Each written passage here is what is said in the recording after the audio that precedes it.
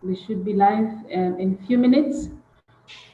Good morning once again. For those who are joining us for the first time, this is Political Science 206. We are talking about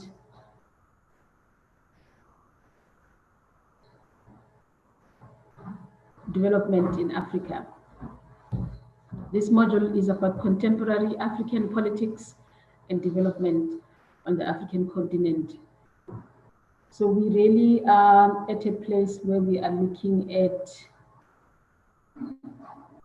an introductory lecture. And yesterday we spoke about what are the things that we need to know when we study Africa. So for those of you who are here, that is what we did. I will just provide us a quick summary of just a recap of what we touched on yesterday. And we will build on that. We are still sitting with the same theme.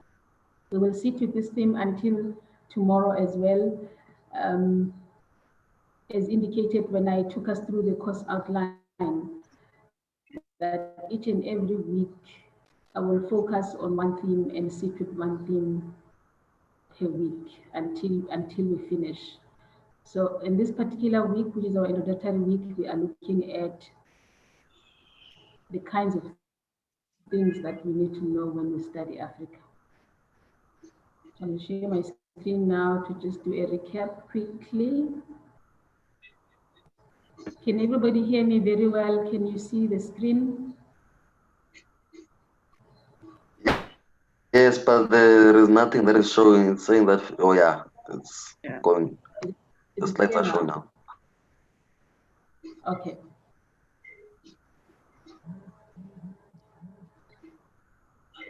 All right, so what we actually then spoke about yesterday,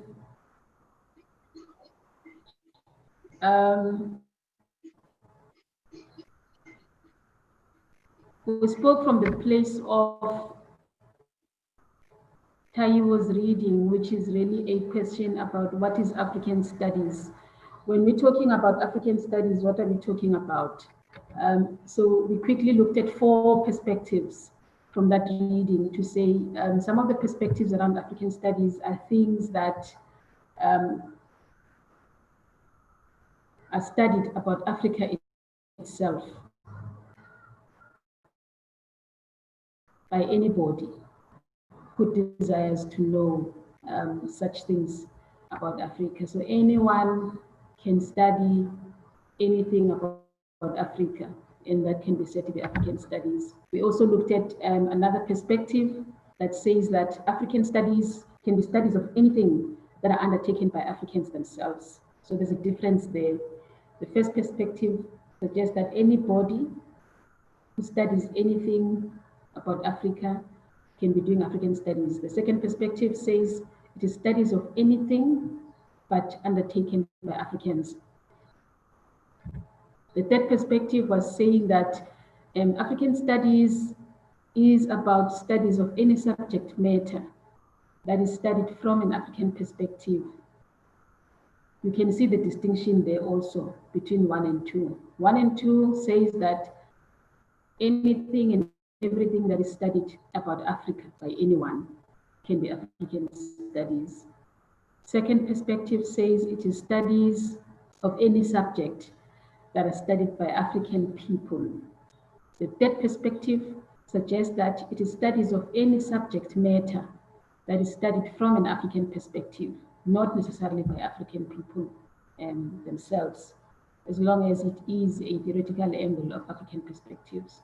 The last one that we spoke about yesterday was that African studies may mean studies of African issues that are undertaken by Africans themselves, African people in this particular case, who want solutions for African problems within African institutions. And what we then did was to problematize the four different perspectives from scholarly angle to say, perspective number one that says Africa is about things that are studied by anyone. You don't have to be African to be studying anything. Is the problem of that perspective is that we have seen over time how people who are not Africans have produced knowledge about Africa that is not intended for Africans, but for other purposes. And various systems of oppression of the past, like colonization, slavery, apartheid, has shown us that. And some people even now study Africa for purposes of development, either giving money, giving aid, for gaining profit in return, but not for purposes of benefiting Africans. So that is the challenge that is being posed as a critical analysis of the first perspective that enables anybody to study Africa anyhow, because then there's that element that it is extractive, in a sense that it is taking that which is known about Africa and commercialize it, exploit it for various gains, even for political gain. And we've seen that with systems of political oppression in the past and economic oppression. And what we also spoke about was the second perspective, to say the critical perspective of that perspective that suggests that African studies are anything that is undertaken by Africans wherever Africans are, whether you're in Europe, Asia, Latin America, or on the continent, as long as you are studying and you're an African person in an African body, then we are doing African studies.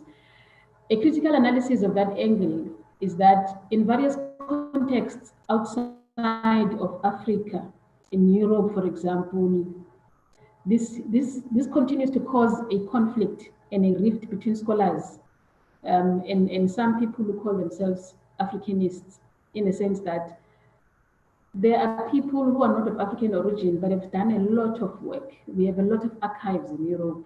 Even now, there's some of us who are doing work that says, can we bring back the archives of Africa? Can we bring back the knowledge of Africa back to the continent? The stories of Sarah Baartman and many others that were archived in Europe for European pleasure and for European gain still remain there.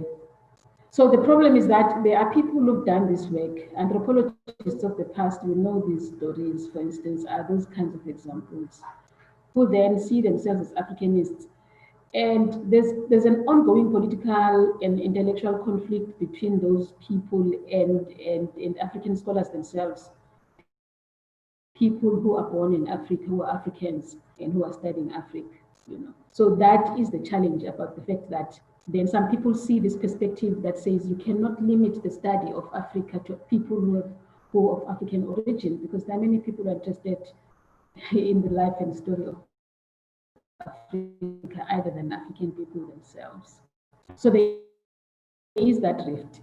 And some people are arguing to say a European person cannot claim to be African or Africanist. It is just impossible. And others are saying, but we can, because we know Africa, we've studied Africa. So, and then the third perspective, the critical analysis of that perspective, which is a perspective that suggests that African studies about any subject matter that is studied from an African perspective, which means that African studies are really about embedding oneself in a particular theoretical angle. So for argument's sake, if one speaks from African Renaissance perspectives, from perspectives of Ubuntu, Ubuntu, perspectives of African philosophies, it doesn't matter what body you inhabit, as long as the subject matter is studied from that perspective, you are free to argue that you are doing African studies. So the critique of that school of thought is that there is no single view of what we call an African perspective. Some people argue even that Ubuntu as a philosophy is not necessarily an African perspective, but it is a perspective about humanity, and humanity therefore cuts across the board, of geography and color and skin and being and location. It has got nothing to do with being in Africa, but it's a school of thought. So some scholars then argue that you cannot say that there's a single view of what we call African perspectives. people ask, what is an African perspective? So there's those things. And this is where I played yesterday a video from Chimamanda Adichie, who also speaks about the dangers of a single story, because a particular narrative has been spread throughout the world about who is Africa. Africa is poor, Africa is dirty, Africa is hungry, Africa is uneducated, Africa is illiterate, and so on and so on. So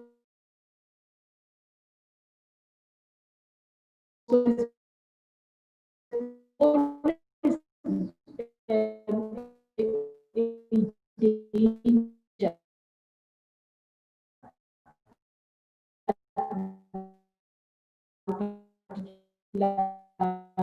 narrative is perspective. Was us as people who are born in Africa, from the hills and valleys and mountains and rivers and forests of Africa. Izizukulwana zakaNongqawuse, zakaNomkhubulwane, those of us who subscribe in that way, who are born here, who are Africans, that perspective suggests that African issues are then undertaken by Africans who seek solutions to African problems, whatever African problems are seen to be, within African institutions of learning. So the critique of that perspective then says that there are no African problems in the world. If one looks at issues of poverty, for example, poverty is everywhere. You can't say that it is only African people that are starving. It is only African people, and we talk about illiteracy. Asia has got levels of illiteracy. Latin America has got levels of illiteracy. Even East Europe has got levels of illiteracy. So some scholars argue, therefore, that you can't just say there are certain problems that are unique to Africa, because there is no such a thing. We can only talk about human problems that affect the world, including Africa being part of the world. So we looked at all those perspectives, and then we went into discussion groups to look at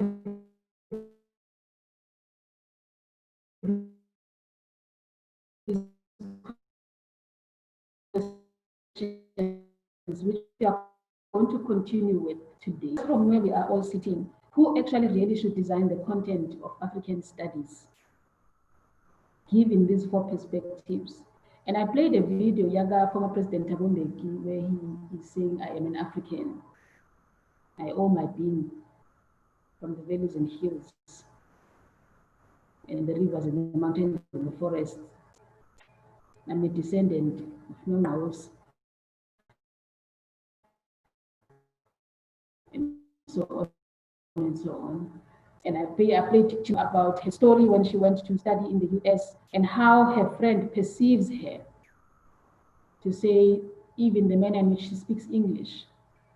You know, people are surprised that we know how to speak English and French, all these colonial languages, because we're expected to be speaking from our tribes and our ethnic groups. And then she speaks about the dangers of a single story about Africa. And you would remember many, many years ago, African pictures, if you look at television and you look at magazines of the 18th century, 17th century, 16th century, you would see that Africa was portrayed in a certain way. You know, you would get pictures of dirty children, you know, and all of that. And that picture was then posed to say, this is Africa. So Trevor Noah speaks about this as well for those of us who like comedy. In one of his comedy shows, actually, one of his pieces is about this. I think when he went to the US, he talks about how one of the people in the street in the US looks at asked him this question to say, "Oh my gosh, are you from Africa? You know, do you have cows and all of that?" So there's this particular narrative when you come from Africa to say you should be dirty, you can't be clean, you can't be intellectual, you can't know. And so who should actually really design that content about who are we as Africans? Who shapes that narrative? Which is what we know now as African studies. Who is Africa? So that is where we are continuing from today. I just want us to sit with these questions. I don't know if there are any questions and comments just from that recap, particularly for people who were not with us yesterday, before we continue.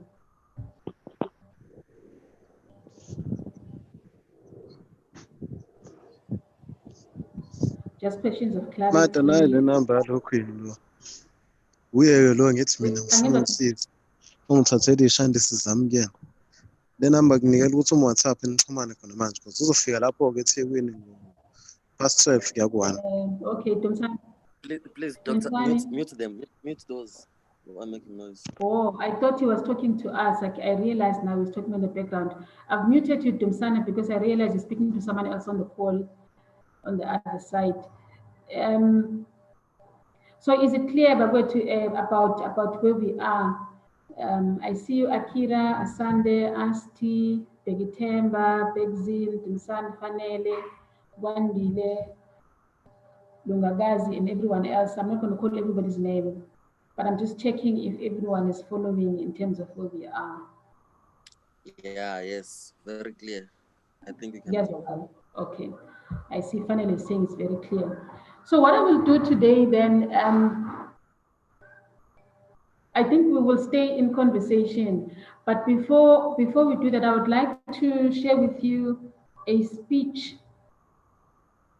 The speech that was, and remember we are studying, we want to know something about, this is a historical context of Africa.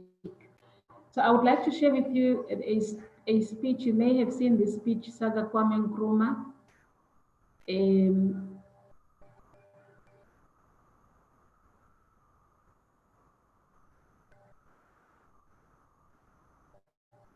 When he actually, he's one of the intellectuals of Africa that, of course, is well thought of in terms of African liberation, particularly in the struggle against colonization of Africa. The story of Africa doesn't start with colonization. It starts many, many centuries ago.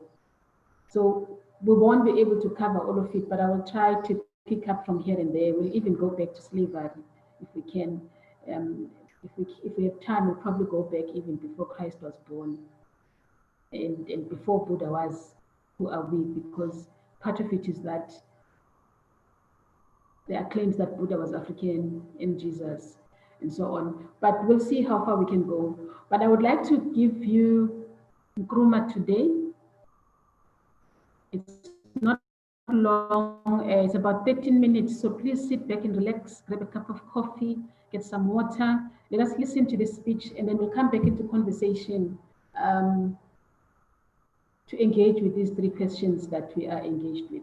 Who should shape the narrative of Africa?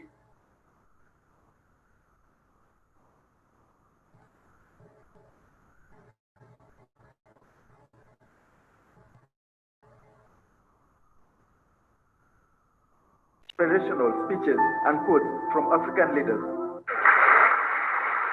Fellow freedom fighters, comrades and friends, it is my great pleasure to welcome you to Accra and to this conference of African freedom fighters and supporters of the growing movement for Africa's liberation and unity. It is good for our cause to have a periodic meeting of this kind to examine our position in the great struggle to rid Africa completely and forever of imperialism and its handmaidens, colonialism and neocolonialism.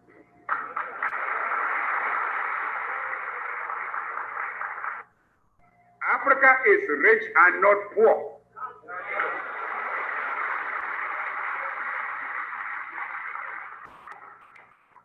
As the great wealth that has been taken out of our continent over 5 centuries of spoliation and extortion, very wealthy. Africa has immense actual and potential wealth: gold, diamond, copper, manganese, bauxite, iron ore, uranium, asbestos, chrome, cobalt, a host of other minerals.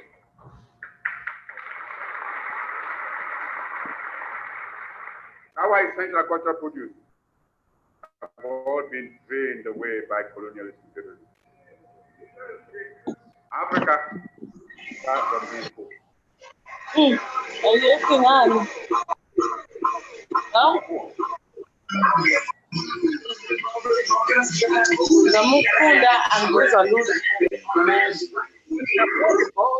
Of the uncounted profit that has been made out of the exploitation of their labor and their land. If we are being baited to enter a European community, we must have something that community needs and needs badly when it pretends to offer a bonus by way of aid. When Greeks come bearing Greeks, should we not look them well in the mouth? If I may mix my metaphor, but I'm sure you get my meaning.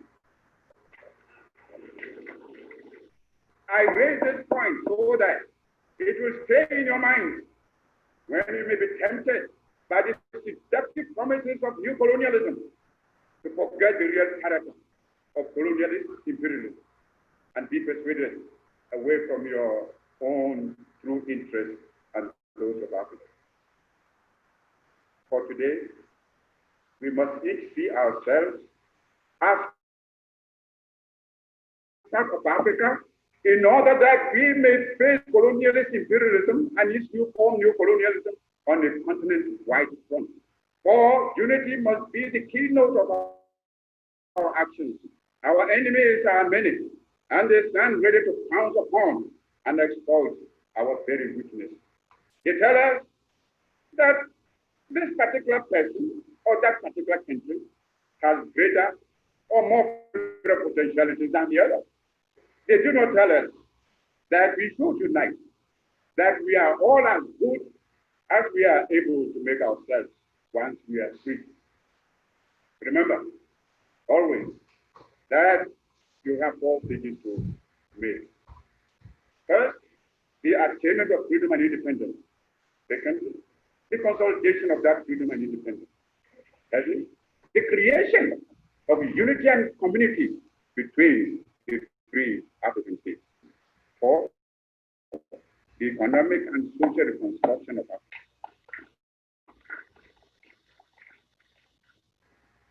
This requires some plain speaking.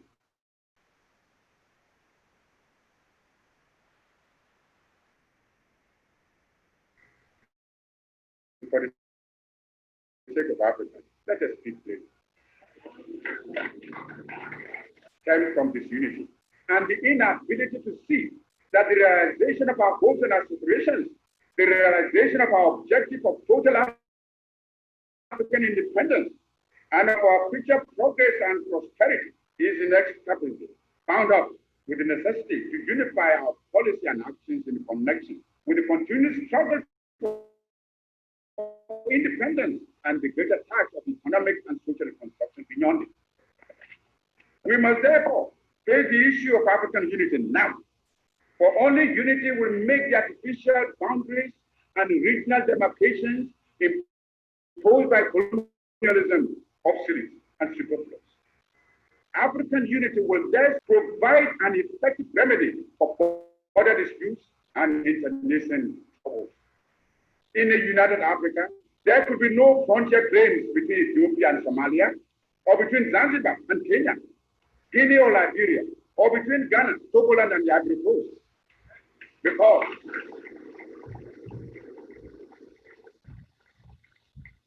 Because we would regard ourselves as one great continental family. Some of the leaders, it must be confessed, do not see the struggle of their brother Africans as part of their own struggle. Even if they did, they would not be free to express their solidarity. These rifts are consciously created by the imperialists between Africans, where they can sit back and watch with sly satisfaction. as well as contempt for those who fail to see how they are being used against Africa's best interests.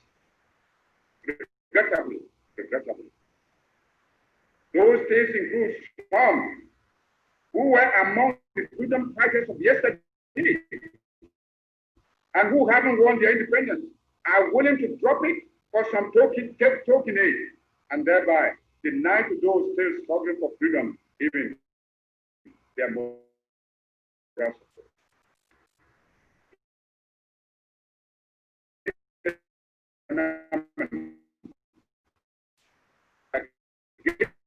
All must be on their path and this. Even though I appreciate it, I find it very colonialist and the excuse of being forced to protect themselves from foreign domination. It makes one wonder why so much effort and sacrifice and so many lives were given up to the achievement of independence in the first place, if it can only be so quickly and easily surrendered. We must begin to build immediately our own continental common market. For it is easy for anyone who studies the common market organization closely to realize that the common market is aimed at harnessing the African countries to satisfy the profit loss of the imperialist bloc and to prevent us from following an independent neutralist policy.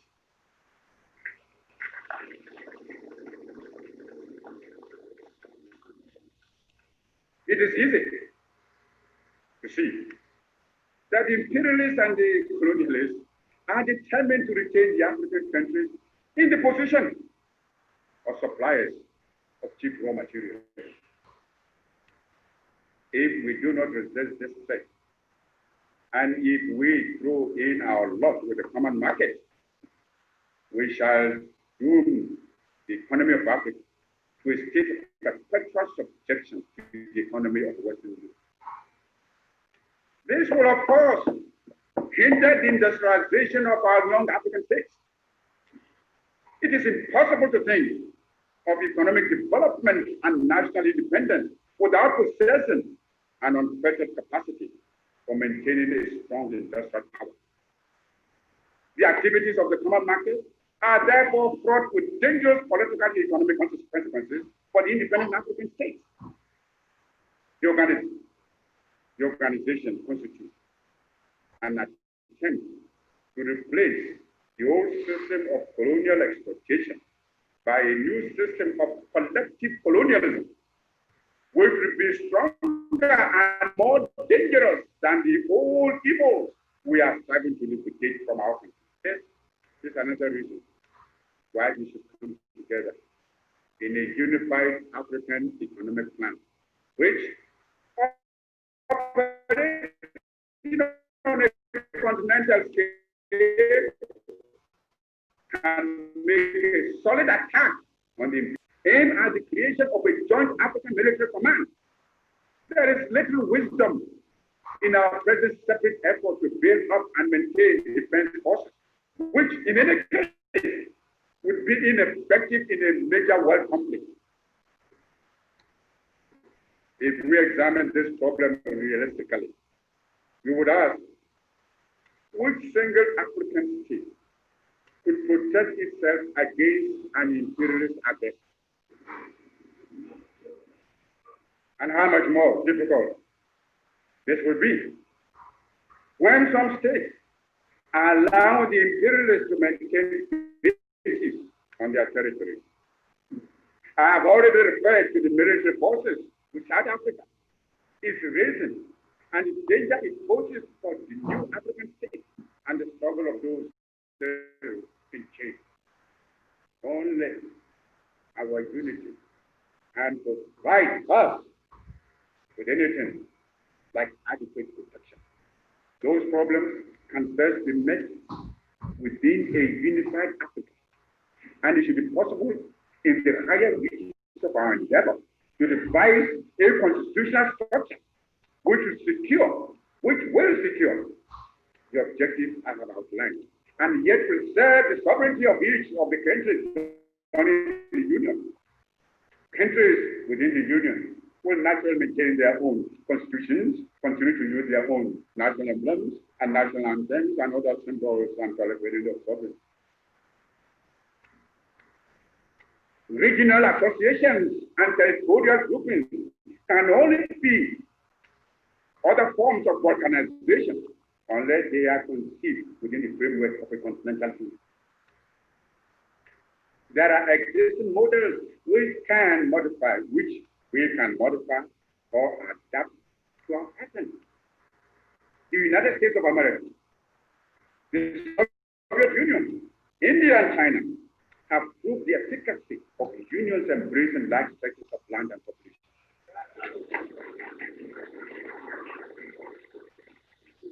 Long live African freedom fighters.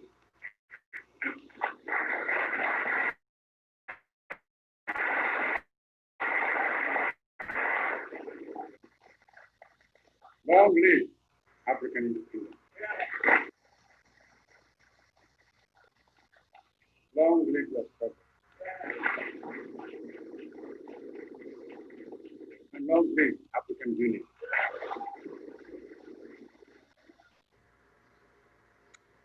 Okay, so that was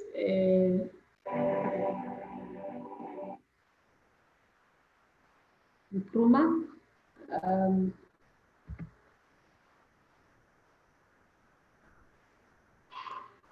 I hope that we have all picked up a little bit of what he was saying. There are many African intellectuals, a couple of them I will touch on in this module. Some of them I will recommend for you to read on your own, and some of you are already reading about them and you know this work. Some of us are meeting them for the first time. Nkrumah is one of the African intellectuals who were part of the African freedom fighters against colonization. So you can hear there he's raising a number of issues. I mean, he's one of the people that has brought the narrative to say that Africa needs to unite. When there were many other narratives at that time of Africa's independence, just after the Second World War. The Second World War ended around 1945, and African independence conversations were really gaining momentum after the Second World War. And this conference in particular was one of the conferences that, a series of conferences that were taking place, led by African liberation fighters from the US even, because Nkrumah studied in the US. And there were many African intellectuals who were studying in exile at that time, and he's one of them, uniting with Africans in the diaspora who were descendants of slaves, and all of them, everyone organizing to say we want to return to Africa. We want to fight for the freedom of Africa from the imperialists, from European colonizers, and from Arab colonizers. So that is when Nkrumah comes from with this speech. So this speech is really one of the speeches, you could actually equate it to some of the speeches like Martin Luther King and so on, because he speaks from the heart around the liberation of African people, to say that the only way that Africa will gain itself from anything that is called colonial is to unite as a continent. True unity, in a sense that he's even arguing for a constitutional structure. And this is the narrative that he presents as an intellectual, as a scholar, to say, so Africa needs a constitution on its own, a constitution that will regulate all of us. He gives an example of the United States of America, for example. The United States of America is a combination of varied countries that have come together to form a union. Which is why they are a powerful economy today, because that is what they did after they fought the Soviet Union. The Soviet Union, similarly, is not just Russia. Many people think that the Soviet Union is Russia. The Soviet Union was a combination of a number of countries in that part of Europe, where Russia is of course is a strong superpower there. And of course he mentions China. He mentions the examples of India to say that in that narrative, one of the things that colonization has done, which is this question that we are asking about these questions, is that it has produced a counter narrative that makes us believe as Africans that we are incapable of uniting, that we are not able. For instance, he speaks about a united African economic framework, a united African economic plan in that speech. And the narrative of the colonizer, of course, came to Africa and various African countries to make us believe that we are not capable of surviving without the power of the dollar, for instance, the power of the French currency when you speak about West African countries, the power of various of the pound, of the euro. So he speaks about that in particular to say this is what the power of a narrative can do to us. He argues that, for example, as early as 1945, 46, 1947, up to 1950s, what Africa should have done is to actually build a united military force, not in a manner that each and every country has got this military power, but that we come together in the same way like the US has done, which is why the United States, amongst other forces, it is really a superpower. Please give me a few minutes.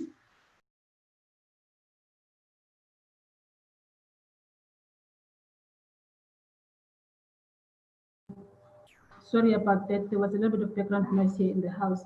So he speaks about united military power and the united constitutional structure, and the fact that we still need regional organizations, and we will talk about this as we go along.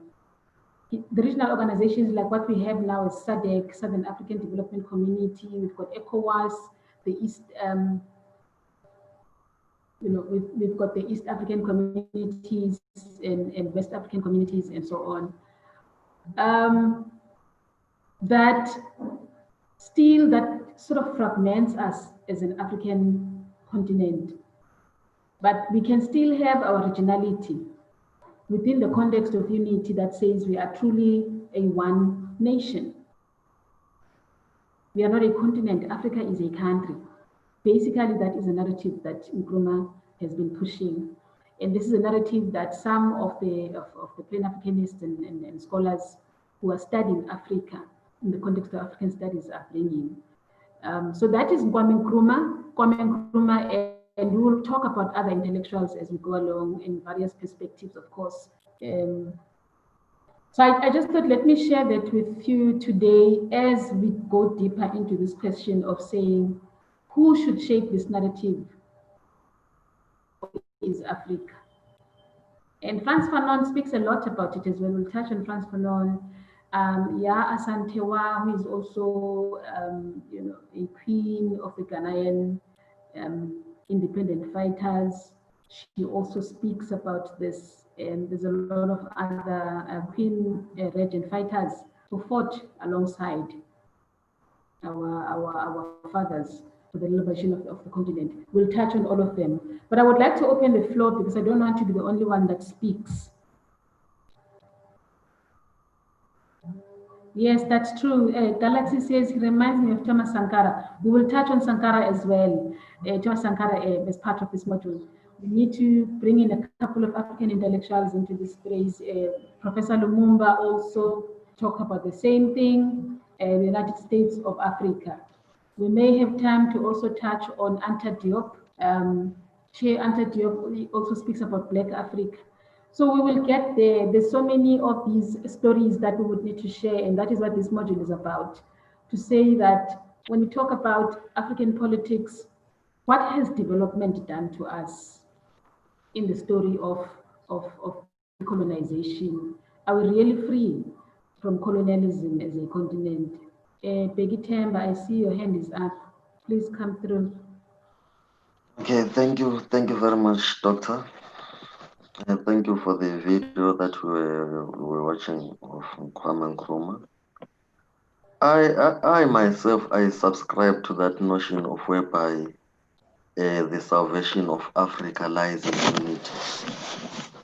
So, but now, since if we have to look back, this idea whereby Kwame Nkrumah and other scholars who studied in exile, whereby they were meeting for Pan-Africanism conference, up until to now, whereby Kwame Nkrumah touches in whereby he entails about their last Pan-African conference. I don't know, maybe it was held in Manchester United or but in England, whereby they included scholars to come and push this narrative and write. But when they went on ground when they uplifted Ghana, they failed to help Congo.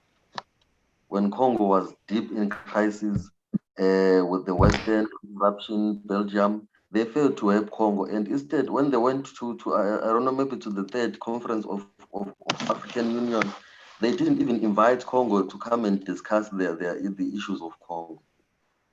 So, from my question is based on what really can help that narrative to be made, sure, because the Western mandate is to make sure that this idea is idealistic, whereby it can happen. We've seen the population of China. China has a population of 1.3 billion people, and Africa only has a population of something like 1.2 billion, which means it can happen. And Kwame Nkrumah argues that if Africa can unite, it can compete in the geopolitical space. So I don't know what is making us backward, because we have a possibility to be rich, but at the moment we are poor. What exactly is holding us back? Because even our African leaders know that. Even right now, the leaders that are in power, they know that. So I don't know what can be done to make sure that this process goes very, very, very fast, very, very fast. Thank you. Thanks, Peggy. The floor is open for engagement. Anyone else would like to jump in, feel free to do so.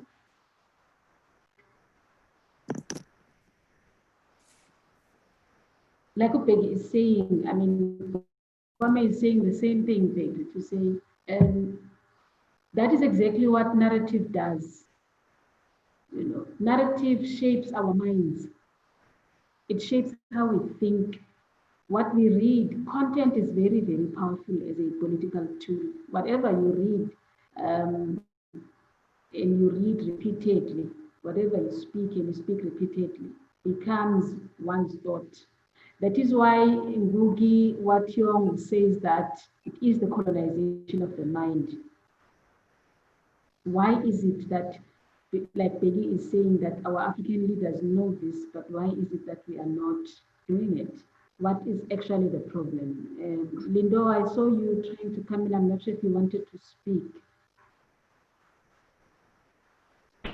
I don't see any hands, but please feel free to. Galaxy, I don't see your name, but please come through and speak. Yeah, I'd like to speak about something that was really, really, really worrying me, particularly on the question that you raised earlier on about who should tell African stories, if I'm not, I stand to be corrected if that was the question. But I firmly feel like the African continent as a whole, we should try to change the whole point of perspective that other countries see us as, particularly what they televise every single day, and they show Africa as a continent that is poor, that is full of starvation, no proper housing. I mean, like my friend was in an encounter where she was in Germany, and one of the people asked her, how did she fly here? as if like Africa has no airports or whatsoever. So my question is family, like, when are we going to get to that stage where Africa is televised in a realistic way? And who should do that? Who should go on about making that happen? Thank you. That's my question. Thank you, Doctor. I would like to just interrupt for you. Yes, please. Yes, so I don't know, Galax was saying that who should televise our unique or our other side of Africa, which is unique and developed. Now we have a problem when it comes to media because people are funding media. They have their own hidden agendas. Now let me just take an example and look at the current telenovela that is playing on SABC1 there by Past 8, Uzalo. So if you look at that drama, how they are portraying our life, like it is normal to be a gangster. It is normal to be a school dropout. It is normal even to be a varsity or to be a high school dropout and become a cop. Something that is very, very, very worrying. And they are not even showing us the land that they took from us.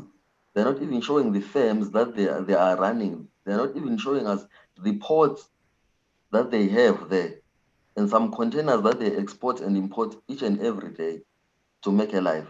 But they are telling us that our life, actually, it is okay for us to be squashed in townships. So I think the people who are funding media, who have their own hidden agendas, and then they have an influence to the directors and producers of those stories. That, you know what, people like the way how Africa is made, how they are living their life. So those are the problems that we have as a country. I think it is this thing of aid. Aid is playing a crucial role in making sure that we are suppressed each and every day. Thanks, David. Definitely, media plays a role. Akira, I see your hand is up. Hello, Doctor. I just want to say that I do think that the reason why a lot of Western countries do portray Africa as a backwards area is because they profit off that. A lot of influencers do come to Africa and they profit off pretending to do good work or pretending to help Africa. There's always a lot of things about how they need to help Africa and things like that. And at the end of the day, big corporations, influencers, people like that are profiting off of that image. And that image then goes and gets sent to the rest of the world. And in turn, that creates a sort of idea of what Africa is, which is completely, it's incorrect because we end up not being able to engage in global affairs to be seen on that level, to be able to engage in a constructive way because Africa is seen as being backwards. And at the end of the day, I don't think that any Western countries are going to want to change that narrative because that's the narrative they can use to exploit as well as to profit. And I don't think any Western countries are going to change that narrative. And it's going to end up being up to Africa to change that narrative. Thank you. Akira, you're raising thank you so much. You're raising very, very critical issues in relation to the themes that we are covering here, because what you are actually saying is that the narrative about what is actually Africa and African studies should not be told from the perspectives of the West. It should be Africans themselves that are telling that. And one of the paradigms of what Taiwo is showing us here is that that's exactly what scholars are arguing, to say African studies can only be that, or African content can only be that which is determined by African people themselves. Because the issues, the problems that we are dealing with here now, like you are saying, Akira and Becky, of how we are being portrayed out there, it is precisely because the narrative is constructed by someone else who's not us. And I'm hearing you saying that, Akira. Am I correct? Yes, Doctor, that's right. So anyway, thanks for the input. I see a couple of hands. Bonga, I see you. Please come through. Nabila, you will come after Bonga, and then Gwandile. Thank you, Doctor. Like, From my thinking, I think if we wanna progress as Africa, we must not like focus on the media, like on what media says, because I think the picture and the portrayal of Africa as everybody around the world knows it, it's not gonna change. I think there is no possibility that the image of Africa can change. But if we like cannot focus on the image of media and knows ourselves, knows who we are, because sometimes the media deprive us, even if we know like we are much better, we are richer in mineral resources, in everything, but when we keep on focusing on media, like we as Africa, we haven't produced any form of media platform, so we don't know what the purposes of this media is. So I think we should just focus on us and look forward for better progression. Thanks. So again, you are supporting the idea that when you say we should focus on us, you're saying Africa should focus on Africans. Yes. In terms of content, in terms of developing narrative, what does that mean? I can say the image of Africa. Like those people came here and like the Western countries or Europe came here to colonize us, to make that history. Now they have to like come back again and tell this history to us. Like it doesn't make any much sense. So I think what we experience, we should tell ourselves. We should narrate it from ourselves on like African perspective as we as Africans. Thanks, Mama. Nabila? I just wanted to add to the whole point about like media and all of that. I read an article recently about foreign aid in Africa not using local African people to write reports on the issues that they are coming to like, and also like when the UN during this whole like COVID pandemic came to South Africa, or came to Africa in general to help, but instead of hiring people that know the country and whose country it is, they would hire somebody from Sweden or the US to write about the country and what's going on. And in those reports, Africa is reflected as weak, and that narrative of that makes us seem vulnerable and portrays us as at the bottom end of things. But I think once that narrative is changed, then we have a bigger playing field on the global level to make that change and to sort of take back the narrative on how as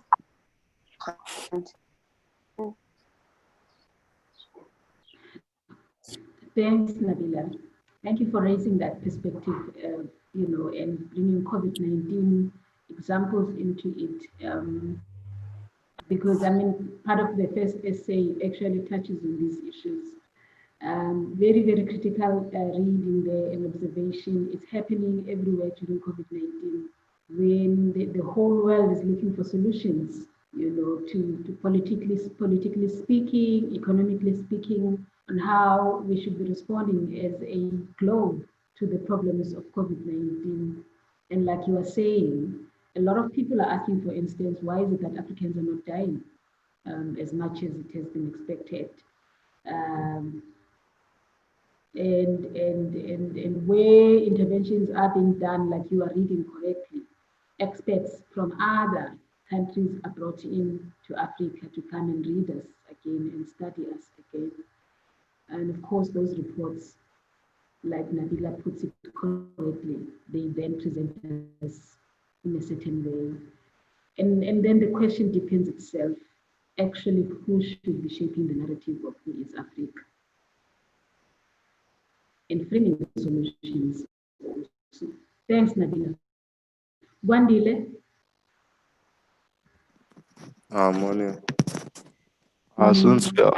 Since we are all conversing about the narrative of Africa, this perspective or narrative, I think Pan-Africanism is a lost discourse, since in the truth there was nothing really tangible that could be expected from African leaders. The leaders of liberation in Africa were largely leaders of that were produced by the colonial system that they claimed to be against.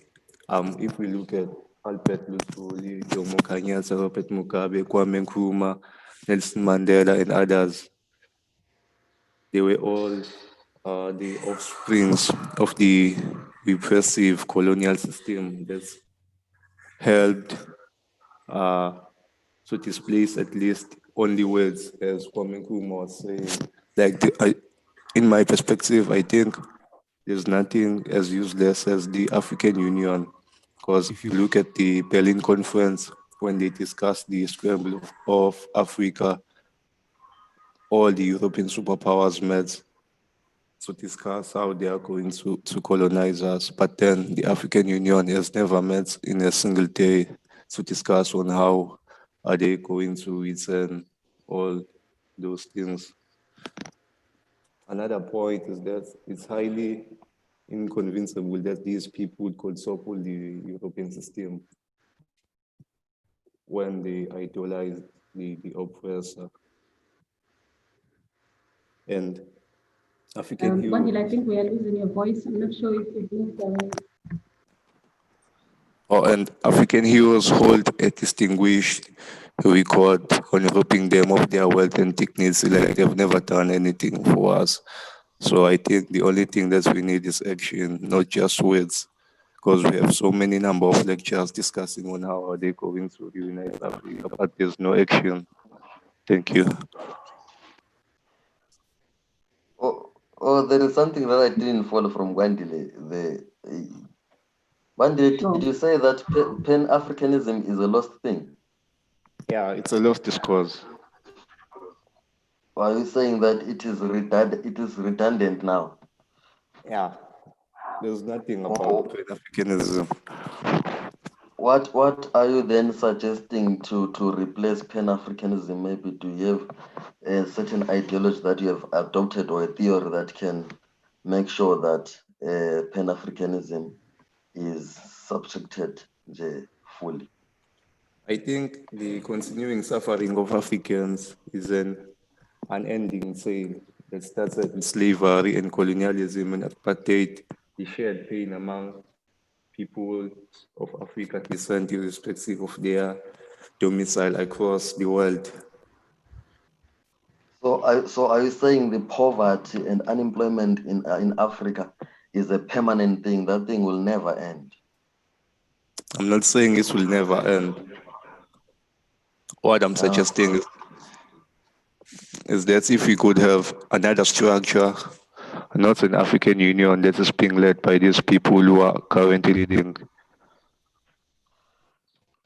I think you're not giving me some details, because if you are saying that we must remove Pan-Africanism because it failed to achieve its cause, then we must replace with a structure that will replace the what we call this AU, that structure I'm not mentioning, because if you are calling that structure, it will also combine some other state leaders, some governmental leaders. Those governmental leaders are also there in AU. So in that particular structure, implementing to that particular structure who is not in AU, and what would be the vision and the mission of that particular structure. The vision of the structure is to bring Africa to be the one thing, not the African Union, because it hasn't done anything for us. I think it's time to subscribe on a new ideology. I'm asking that ideology because from what I'm hearing from you is that you are also entailing the first mission of that AU, which means in other words we can revive AU. So I think we can revive AU because what you are saying is what the AU is carrying. So I think we can revive that AU, and the ideology is the same ideology, which is Pan-Africanism, which advocates for Africa to unite and Africa to be, because now the problem of Africa, those Western countries, they're just funding some small military groups, some rebellious groups to come and cause a certain maybe havoc so that they can milk those minerals of that certain region. So if Africa can unite with one military and one government, I think from there and then adopt the ideology of communism at some certain of maybe 10 to 20 years, then we'll go to fully democracy and implement an Africa that is strong and unified. So I think from your part, you are saying that we only need to revive the mission and the mandate of AU based on the terms and maybe and the time that we are maybe in right now because of technology and what. I think we have to revive the mission and the mandate of AU, because from other things that you are mentioning, I'm not even hearing in any fact, because you are saying that must revive, must maybe build another structure with the same mandate as the AU that has. So I don't know, maybe I'm wrong.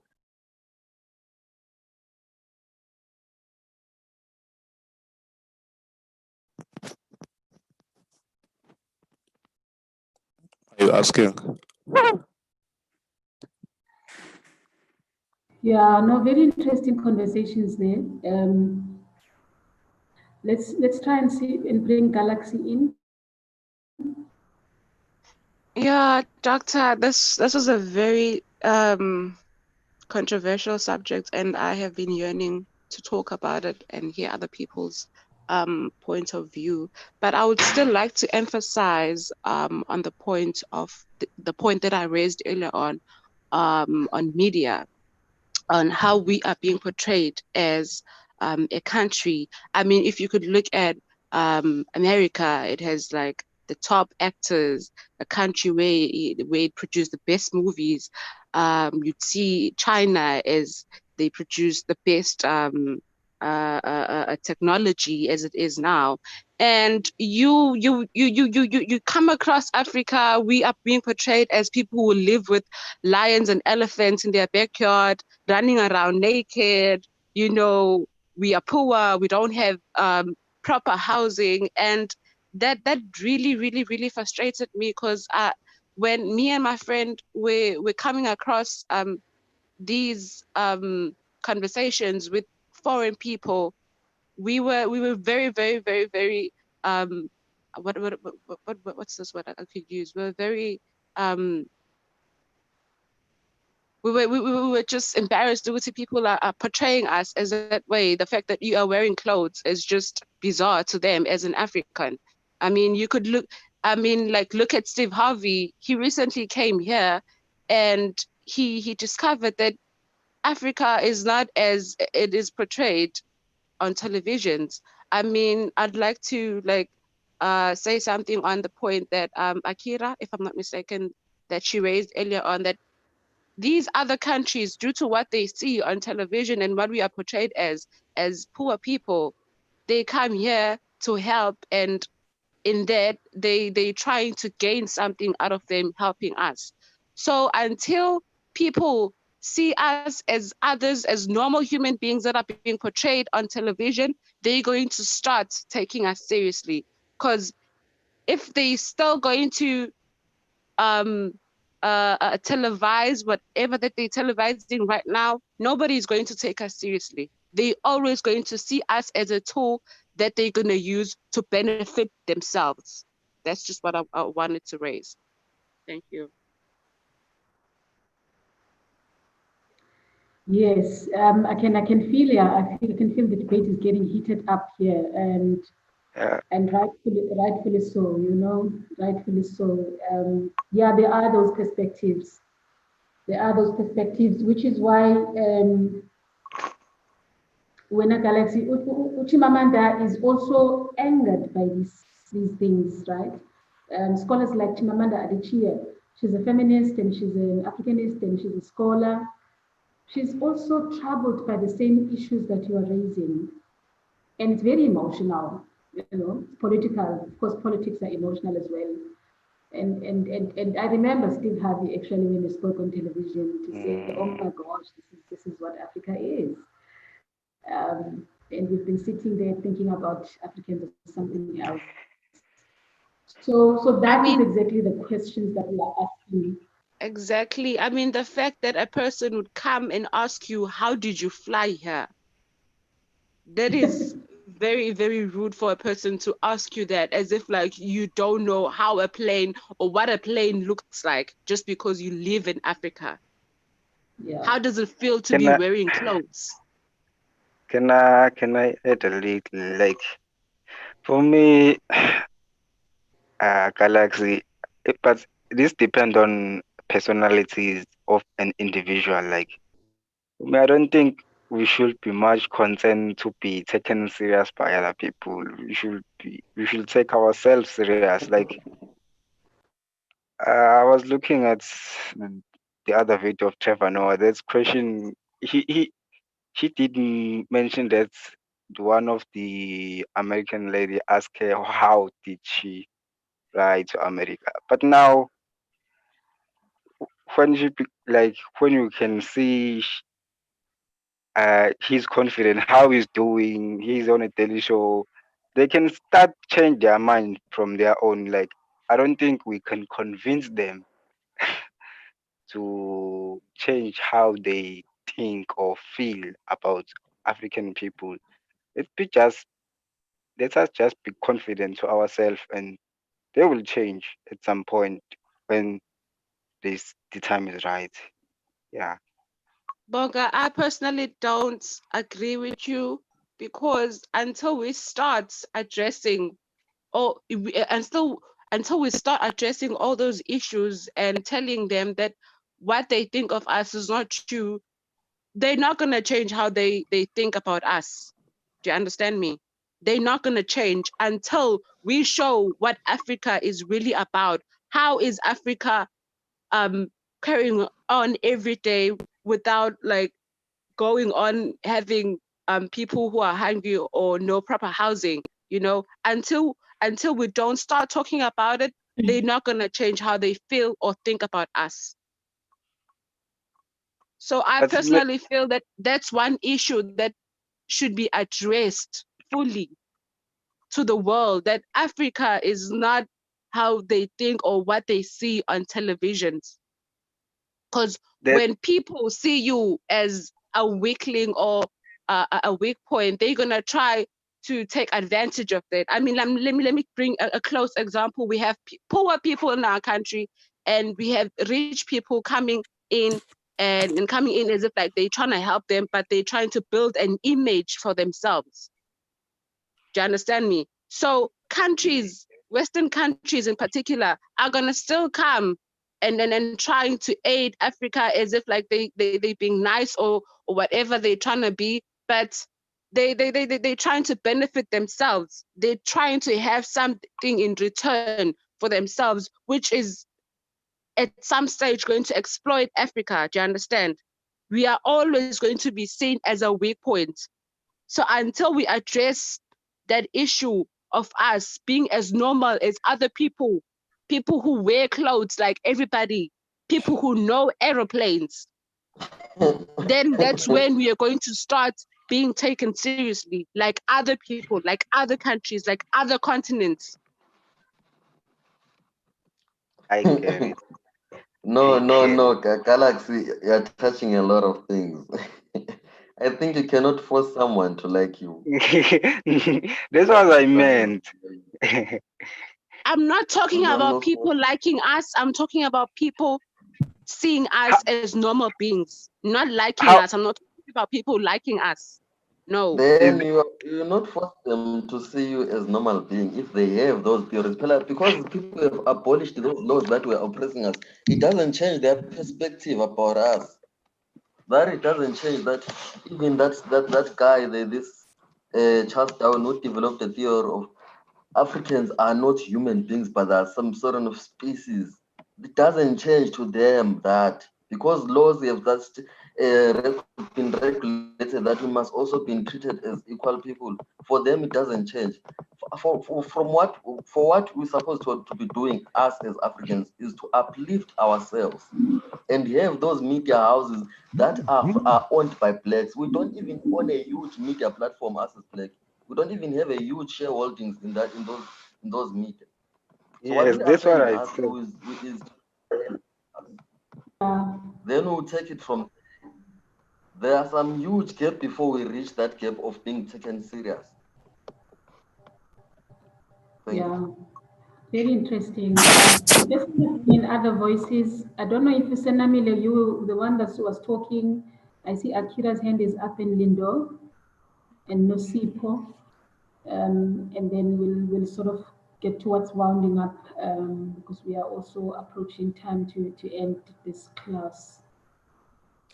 Hi, Doctor. I have a question for Galaxy and yourself that the issue that we are currently speaking about, is it not a matter of identity, that our African identity isn't informed, but it's rather a copy and paste from Western countries and ideologies. And one of the reasons why it's easy for them to shape how Africa is viewed in the media and why their perspective still hasn't changed is because we don't really have, or we are not fixated on our own ideologies and identity. For example, when you see countries like China, they are rooted in theories that they have designed and created for themselves, and they've implemented them, and that's why they work, or they seem to work so perfectly for them. So I think one of the issues for us as African countries is that in our route to being decolonized and enlightenment, what we did was then we said, oh, this is working for this country and this country. Then we sort of just imposed it upon ourselves, but did not go back to what was taken from us in times of colonization. I think the main reason is we are so disconnected from our roots and we have no informed ideologies that we are now just taking on everything. I think that's also one of the reasons why we are having the issues that we are having, the ones that Galaxy is raising and very emotional about. I completely understand.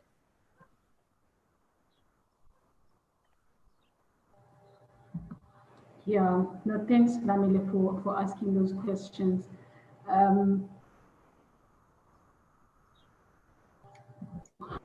I don't know, Galaxy, if you want to engage, or should you bring in other voices and then maybe have that as a collective engagement towards what Senamile is asking? No, I don't, Doctor. I don't. Okay. Well, Senamile, if it's okay with you, can we bring in other voices and then we'll engage collectively when we sort of summarize this session of class? I just want to bring in other voices. Akira, Lindo, I see you. Akira, you'll go first. Lindo, follow. Doctor, I just want to say that I don't think it's a problem of us wanting people to like us or anything. I do think, though, it is a problem of us allowing Western countries to profit off the image that they have created. So we need to stop allowing them to come in and portray that sort of image and then profit off it as well. And I think the problem with the sort of image, I think the real problem, besides just our own identities and stuff, is that when we are portrayed in this sort of way, it's damaging to the way that we can engage in the global community. So we are now looked down upon, and we can't engage in in problems, that the global problems, like this current energy crisis and things like that. I think if there's any country that should be engaging with that, it is South Africa. But we are not seen as competent enough because of the image that's portrayed. Yet we are producing some great electrical engineers, some great engineering university. We are producing great doctors who know how to deal with situations and overcrowding and things like that. I mean, we have people and we have skills and facilities, and we know the actual problems that are happening on a like a grassroots level. But we are never going to be called on a global level to engage with that if that sort of image is still portrayed about us as a country and as a continent. But we have these skills and we have these resources, but we're never going to be asked to engage on that like sort of global level, which I do think is kind of a prestigious level, because you're going to end up solving global problems as well as our own problems. Like what fundamentally we do need is money, and people come in just like that article, people come in with money and they come in with resources to help, but then they don't engage with African people because they think, oh, the narrative is true. So because of that, they're not accurately dealing with any of the issues. But if they did engage with us, if they did have that image of us that we are competent, then we will actually get a lot done in our country and in the continent as a whole. So I do think that image is very damaging in that way. And I don't think it's about people liking us. It's just us not allowing them to profit off that image, because it is very damaging. And we do allow them to profit off it, because we do allow these like actresses and stuff to come into our country and like take a picture with like a bunch of children and then be like, hey, yeah, no, I did good work, when they actually haven't done anything. And they are going to get a lot of profit out of that. They get publicity, they get sponsors and things like that. So we need to like just stop that. Thank you, Akira. I'd like to raise a point. I'm very thankful that she actually addressed that. That it actually emphasizes emphasizing what I was saying earlier on. I think maybe I failed to articulate myself for those people who thought that I was talking about other countries liking us, but that this is what I was talking about, exactly what Akira is saying right now, that people are actually profiting out of us, and we're actually allowing that. We are cool with people making us weaklings or weak points and portraying us as poor and trying to do good, and yet they know what the reason behind all those things that they're doing to us. So thank you, Akira, for actually clearing up what I was trying to say to earlier on to everybody. Thank you so much. Lindo? Oh, thank you, Doctor. What I can see about this topic that we are talking about, we can ignore the fact that this world has always been a war zone. It is shaped by history and more. So the Africa was colonized, which means it was defeated. So now we have the master-servant relationship with the other countries that are profiting on us, as we say. But it is not just that we are allowing that. We may not like that, but we don't have power. The way government is designed and the market values and economic situations. For example, if you can take South Africa, here in South Africa, we produced healthy food and then we export it to countries like US and other Western countries. And then we buy cheaper one from those who have lower currencies than us. So I think it somehow has to do with history and history always repeats itself. Yeah, I don't know how to put it, but this thing has to do with history and war. And right now there is economic war. Yes, they are exploiting us, and the aim is that, and the media is the tool for that. Thank you. Thank you, Lindo. Nosipho. Thank you, Doctor. Morning, everyone.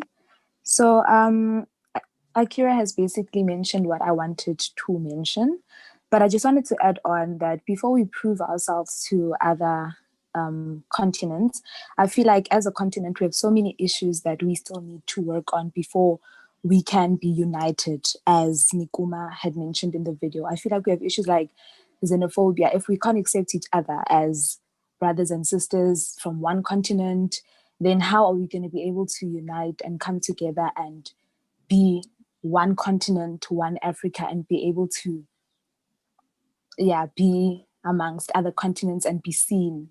And and I also just wanted to add that media really does have a major influence in the way we are portrayed. Thank you, Doctor. I think in Africa we don't have xenophobia, we have Afrophobia in Africa. Because if we have to define the term of xenophobia and what is happening to Africa, I think those facts falls on the ground, because xenophobia is the hatred of foreigners. Then it goes back to our question of who is really an African, who must be hated by Africa. Then you find out there is a race that people were mad, or they were doctrined to think that that race, they are not foreigners, but they are the founders of Africa, which is totally wrong. Afrophobia is the hatred of African people, and that is happening in our continent.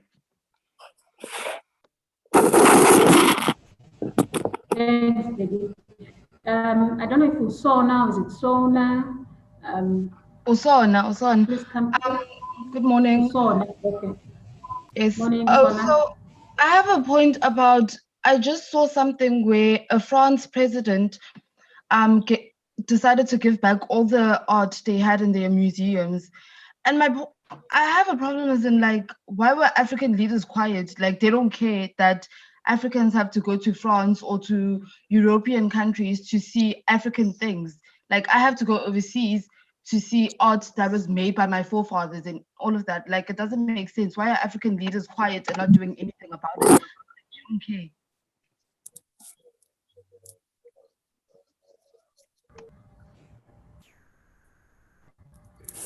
Yeah. Bonga?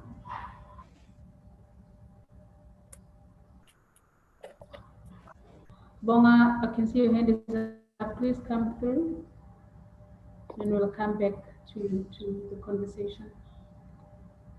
I think when we are talking about the underdevelopment of Africa, we should not only point fingers on foreign intervention or influence.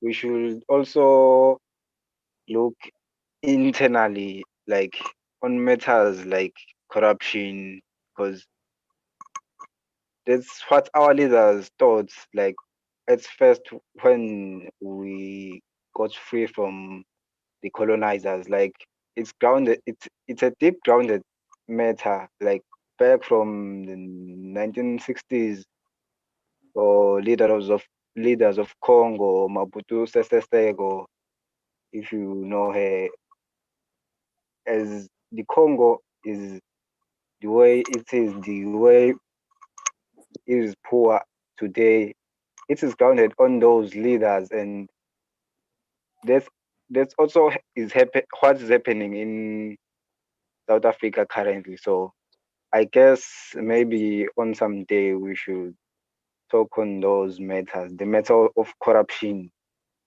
and so on. Thank you very, very much. Your very, very interesting conversations. It's such a pity time is not on our side. But just to pick up on a couple of things that most of you have raised. just based on the questions that we are asking to say who should design the content.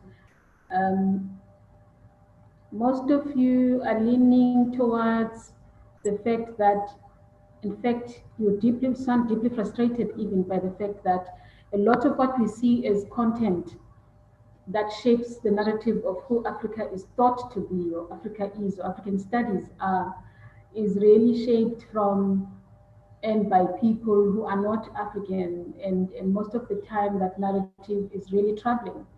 And you can hear from the voices and the emotions that are coming up even in this discussion. To say, and I think it's leaning more towards the perspective then that says that it is very, most of you are saying it is very important. Akira, you said that, I think Galaxy said that, a couple of other speakers have mentioned it as well, that Africa needs to take charge. We need to take charge of the narrative. We need to tell the world who we are and not the other way around. And so what actually should be African, and of course the debate will continue, but that is pretty much what I was hearing here today. And it's fine. It's okay to also have a different perspective, but I'm just summarizing what I was hearing today.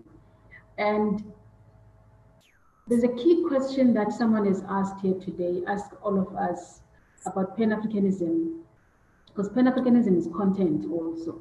It was shaped from a particular school of liberation fighters, one of them being Nkrumah, and as we have introduced him today, there are many others, African intellectuals who have been in the fight for the freedom of Africa. The question is, does Pan-Africanism work as a school of thought, as a way of life even? And I think the argument that you were making earlier on, I think Ubandile, if I'm not mistaken, is that Pan-Africanism remains an elitist school of thought, in a sense that the reason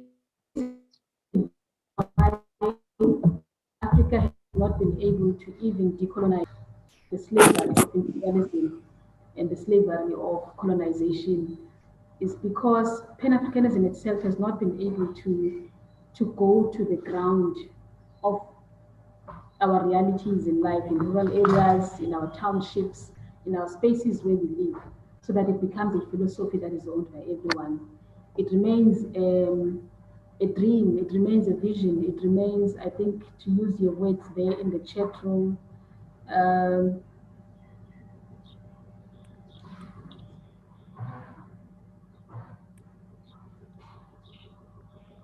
it is not advancing, you know. So many people argue also that then it remains an illusion, similarly as democracy and many other systems, political systems that are not assisting Africa to be able to arrive at a place of true freedom. It's 8 minutes past 11 and we should be wrapping up class at 15:15. So there's many other things that have been said, and I'm just going to quickly look at the chat room as we try to wrap up. We'll come back to the question of identity that you've asked, someone has asked earlier on.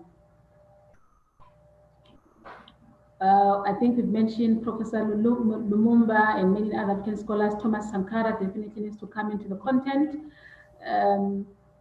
Someone says, Usmilo says, Galaxy, ungakali mtasekhaya, ungakali mntakwethu.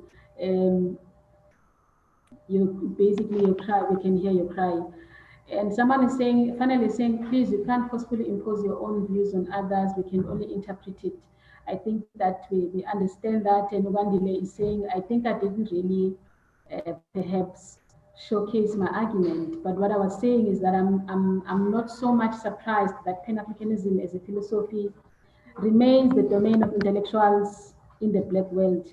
It therefore never found root in villages and in rural communities because it stayed a figment of the imagination. In other words, it remains in our minds, but it has not gone down into reality. In the minds of the ruling elites in particular, who were too occupied with self-preservation and the politics of the belly, in conclusion. So there's nothing innocent according to Gwandile, about my criticism of Pan-Africanism, but it is about introspection and how far we have come. I'm yet to understand the concept of Africanness, for example, in layman's terms, and the philosophy of Pan-Africanism is elitist, and therefore I do not see it advancing the lives of the people of Africa. It has failed in the last 50 odd years. Akira says, and of course they profit from it. I think you were talking about the content, the fact that part of the failures of what we call Pan-Africanism now and the content that is developed by other people who study African lives is that we have enabled the people. We continue to do that. Someone was making an example here to say they come and they make us pose and take pictures and do research and all kinds of things. And we let it happen. And the narrative goes and the stories are told in our name. And we allow the profiting through our content about our lives. And Sona agrees to say exactly that is the situation. And I think the question then remains whether it is a question of identity or not. Identity is a part of it, but of course there's more. And the very same questions that we are asking about who is Africa remains a question of identity. It is about identity politics. Is an African person the one that lives the experience of what it is to be African? And African in that sense being a location, which is a geography, being within the borders of the African continent, being born there, having a particular skin, if you're talking melanin, you know. So we're not going to exhaust the questions now, but thank you for asking the question. We'll keep on engaging with that. And I want to close by bringing in uShaka Zulu. And the reason why I'm bringing this story of uShaka Zulu because it touches on these elements of identity a little bit, and we'll go deeper on that question. When uShaka was introduced to Jesus Christ, a lot of people are saying Mandela sold out. Others saying no, it was not just Mandela. uShaka Zulu sold out in South Africa, and did not just sell out South Africa, but sold out the whole continent. And you can see in the speech, Sarah Kwame Nkrumah speaks about that in his speech to say, the problem that we have is that on the African continent, our weakest link is South Africa, because South Africa has enabled the imperialists to deepen themselves and therefore has made the African continent vulnerable. But that is a particular narrative that is being shaped by others. So let me bring in Shaka Zulu as we exit the space. I know others have to run to class. Feel free to go if you have to go. It's not long. There are two pieces, very short pieces. I would like to introduce you to Shaka Zulu when he was introduced to Jesus.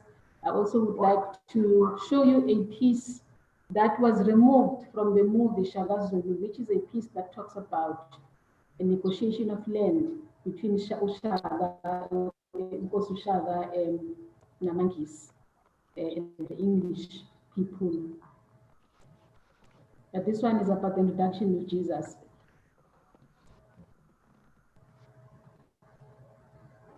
Used to transmit feelings, ideas over great distance. I have messengers for that. But this ensures that what you say here is heard there in exactly your words.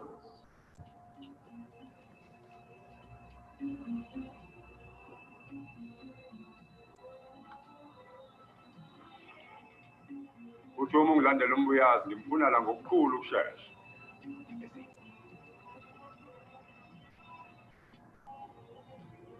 Writing is also a way of storing ideas, so that what you say today may be heard generations from now.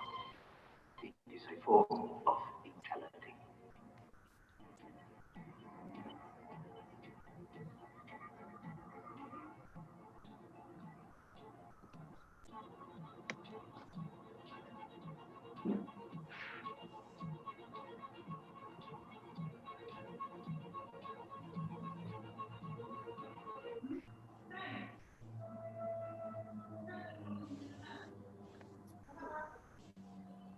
was. Georgie.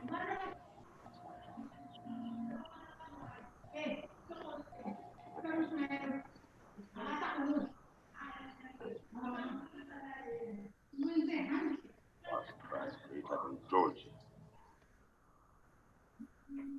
He's greater than George. He's greater. Richard.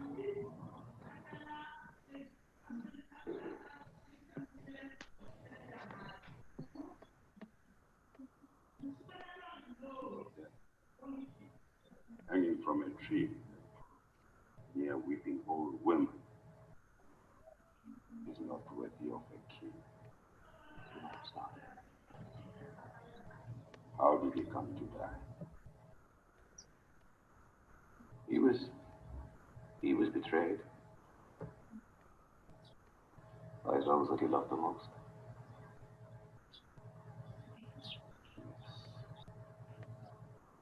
It is a mistake to love, especially for a king. Why are you ever silent? Are you afraid? Do you bow down before this dead in Christ?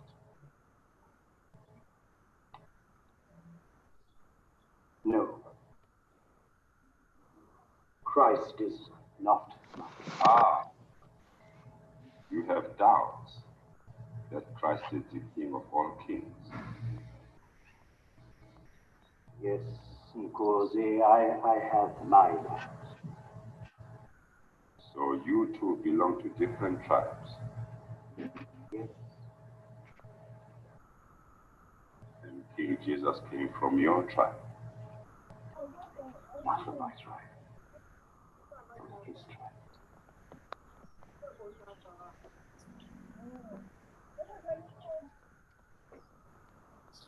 The ways of you whites are a dark mystery.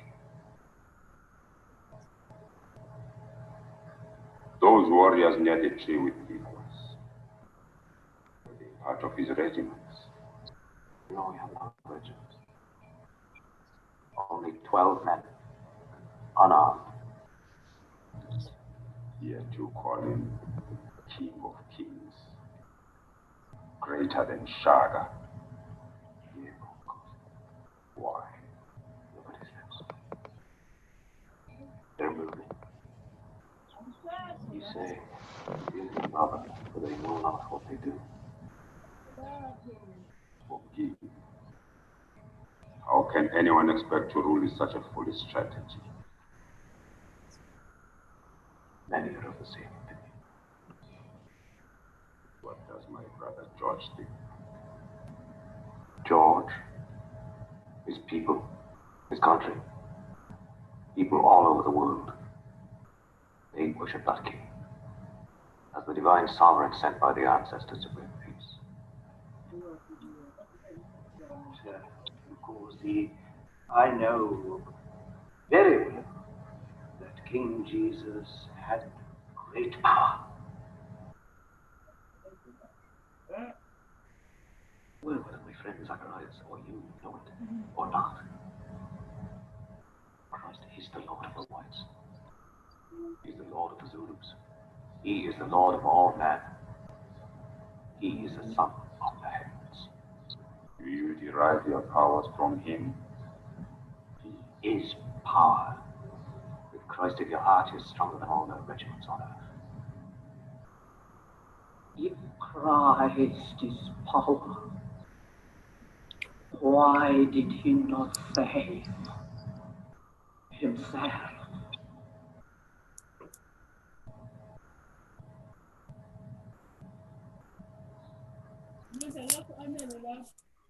I had to die, so that the heavens would pass that power on to me. The youth they've given me is proof that I've inherited that power. Heavens belong to Zulu, and Shaga is their son. If the swallows wish to be my friends, they must remember that in this land, there is only one Nkosi Yamakhosi. only one King of Kings.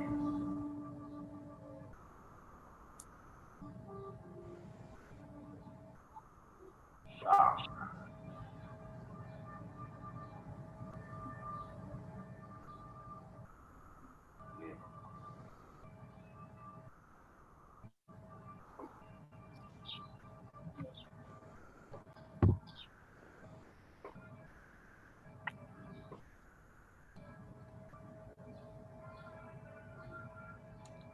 Okay, I will show you just another short one where there is a conversation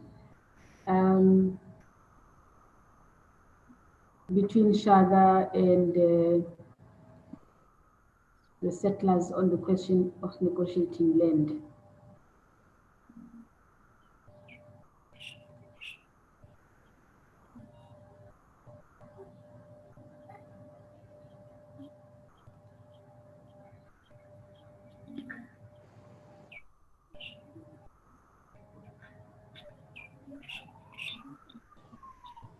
The sky is so beautiful, the land of your King George. Not exactly about but you 6 stars with me, you're not 6. And we 6 stars with you, you're not 6. Amazing. Everywhere we look. Down. Up. Our peoples are different. Yet you have that to come together. Oh.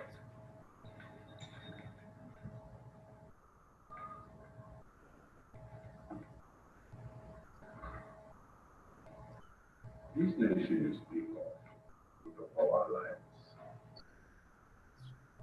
who would govern? There would be representatives sent out from our king, who, together with you, would deliberate, make laws, meet the needs of the people. Your people would know the needs of my people. We would learn each other's needs. How would we live in this nation?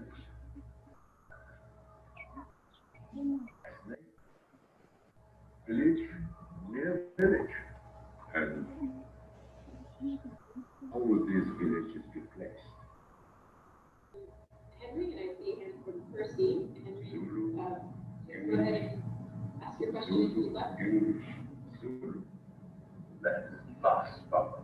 There's plenty of room for all. Not crowded, without crowding about as you will. Zulu.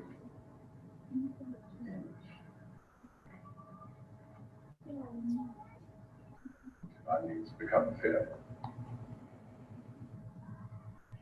I see. But what would happen, Fema? After many generations, the children of your children were still unable to learn the needs of my people. If their scars remained different. Would they then leave to go back to the lands where you came from? Or would they have learned to love this land so deeply that no other land would be home?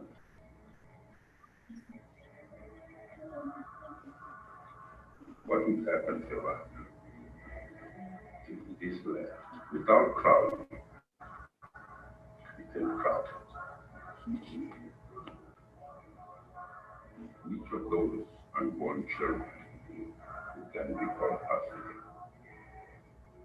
Yours, or mine.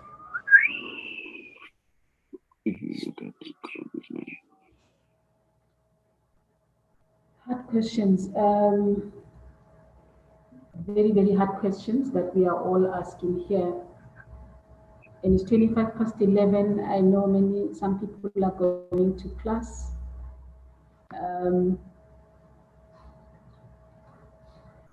We have to conclude this part of the conversation tomorrow morning.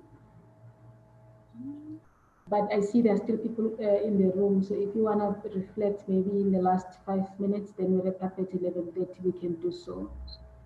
The same questions Ushaba Zulu was asking a couple of centuries ago.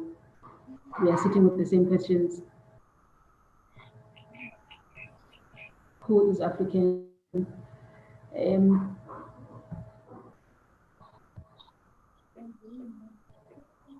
I don't know if there are any comments, but if there are no comments, it's also fine to sit and reflect on this. I want to ask that you please go and read this article. I'm going to show you now in preparation for tomorrow. So as we seek to sort of wound up this part of how should we study Africa, please read this article. I've given you a link in the course outline by Nkrumah. Nkrumah wrote this in 1966. It's called Neo-Colonialism, the Last Stage of Imperialism. It touches on some of the issues that we are dealing with. Let me see if I can try quickly and open it just to show you the content.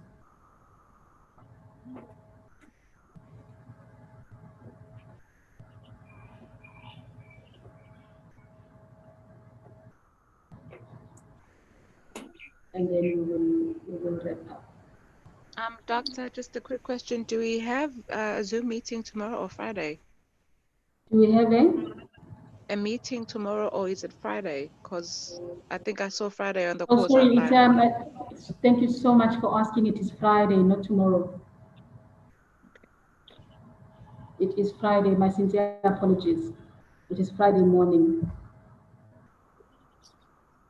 So please read that reading, Yaban Nkrumah. I would like us to wrap up with it.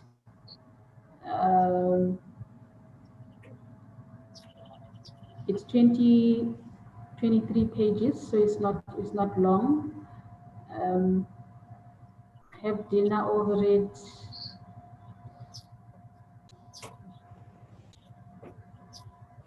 And let us talk more tomorrow. I want to show you what it touches on, just on the content. It touches on no, the font is small. I'm trying to increase it and I can't see where I can increase it.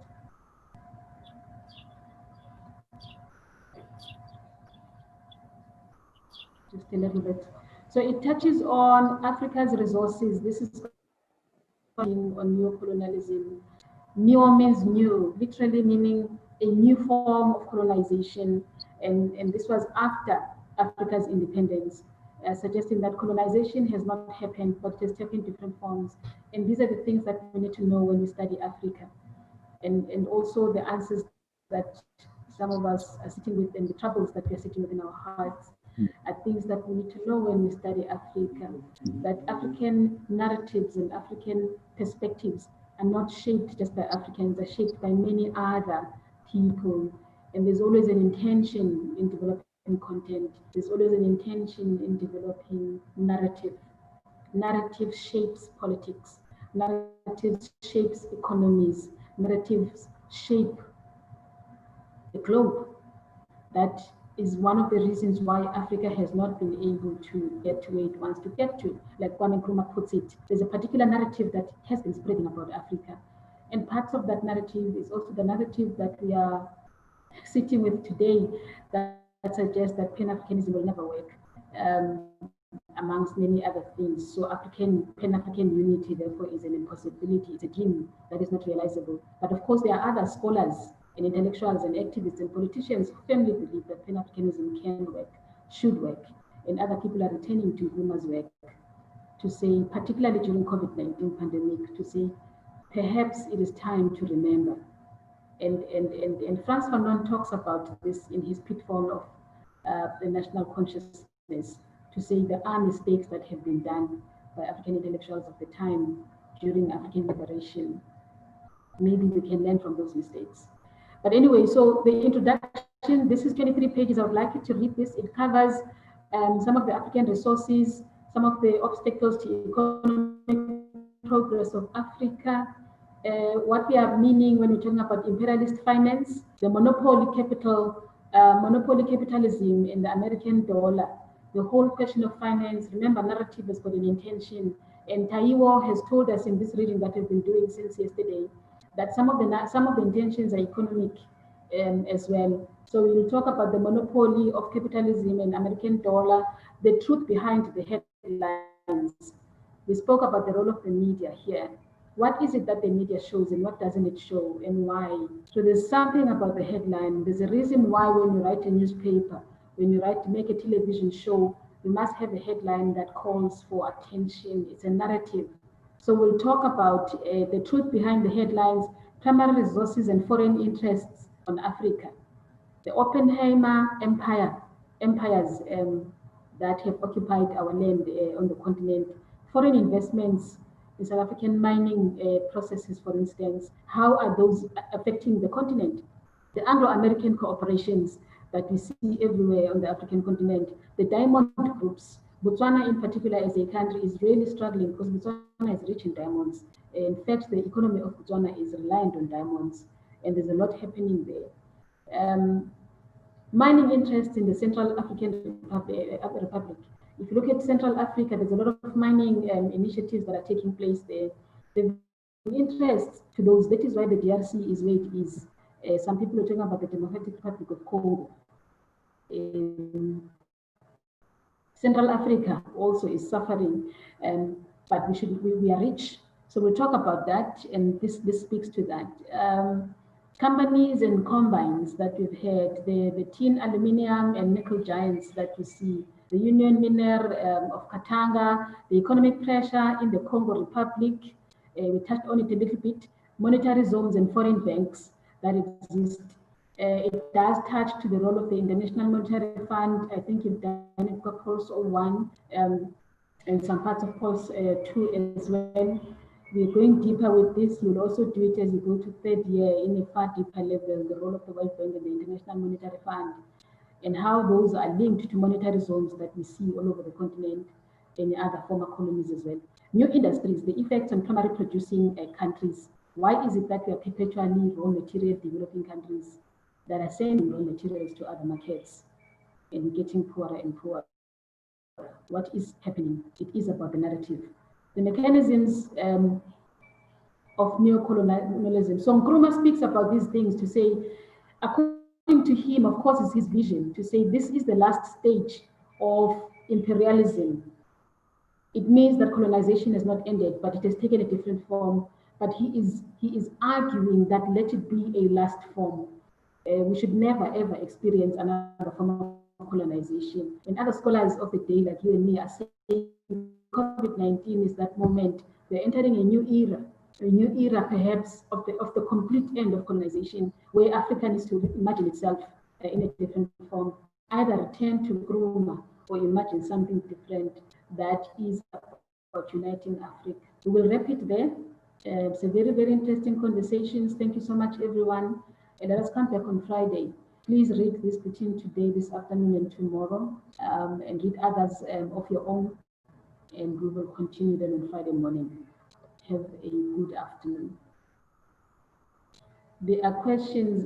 Kanyisa says, Doctor, are these readings downloadable? Yes. You can literally click the link and then you will get the reading. If you are struggling, please send me an email. I've set up the WhatsApp group link, Pulse 206. If you are struggling, also let me know. If any one of you has got my WhatsApp number and you can share with other classmates, I can share the link in somebody's WhatsApp and then you can populate it to others. Maybe that is the easiest way as well. But I've shared it on Pulse 204 WhatsApp group as well. Please share it with other people. Oh, you couldn't? Okay, I'll look into that. I'll look into that. Maybe I will send you the downloaded version of it. That will be easier. I'll share with you the actual article. I will circulate it this afternoon. Thank you so much. Bye.